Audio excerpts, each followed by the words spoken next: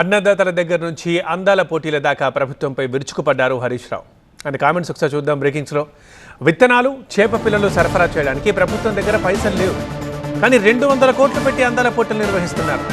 ఎందుకు? అందాల పోటీలు ఎవరి కడుపు నింపుతాయి?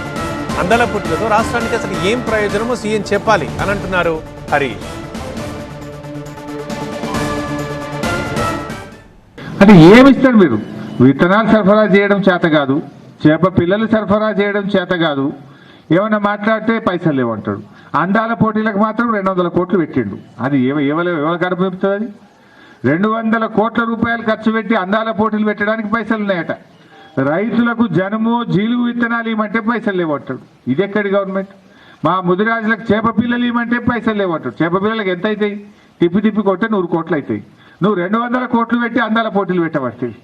అది ఏ వర్గానికి, ఏ గ్రామానికి, ఏ ప్రజల కడుపు నింపుతుందని నేను అడుగుతా ఉన్నా. ఎవరి కోసం అందాల పోటీలు నిర్వహిస్తున్నావు? దాని ద్వారా ఈ రాష్ట్ర ప్రజలకు వచ్చేది ఏందో ఇవాళ ముఖ్యమంత్రి గారు ఇవాళ రైతులకు రుణమాఫీ చేయమంటే పైసలు లేవంటాడు, రైతు బంధు ఇవ్వమంటే పైసలు లేవంటాడు. కానీ ఇవాళ 1000 కోట్లు పెట్టి టెండర్లు అయితే పిలుస్తుండు. ఎవరి జేబులు నింపడానికి? కమిషన్ల కోసమా? కేసీఆర్ రైతు బంధు ఇవ్వగలిగినప్పుడు నువ్వు ఎందుకు ఇవ్వలేవు? వానకాలం ఇవ్వపోతివి, యాసంగి ఎగబెట్టివి, 15,000 ఇస్తా అని ఇచ్చే 10,000 కూడా ఇవ్వకపోతివి. హెచ్ఎండిఏలో 20,000 కోట్ల రూపాయల పనులకు టెండర్ పిలిచిండు. అదేందో ఫ్యూచర్ సిటీ అని ఆయన భూములు కొనుక్కున్నాడట. ఆడికి 4 లైన్ రోడ్ 6 లైన్ రోడ్ వేస్తా దానికి 4,000 కోట్లు ఖర్చు పెడుతుండు. మరి వీటన్నిటికి పైసలు ఎక్కడికి వస్తున్నాయి? రైతులు అడిగితే లేవు అంటావు, ఉద్యోగస్తులు అడిగితే లేవు అంటావు, మత్స్యకారులు అడిగితే లేవు అంటావు. 1,00,000 కోట్ల రూపాయలతో టెండర్లు పిలిచి పనులు చేస్తున్నాడు.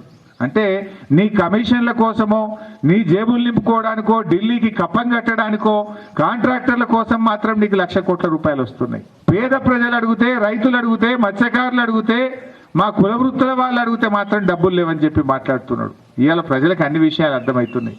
అందాల పోటీలకు మాత్రం పైసలు వస్తున్నాయి.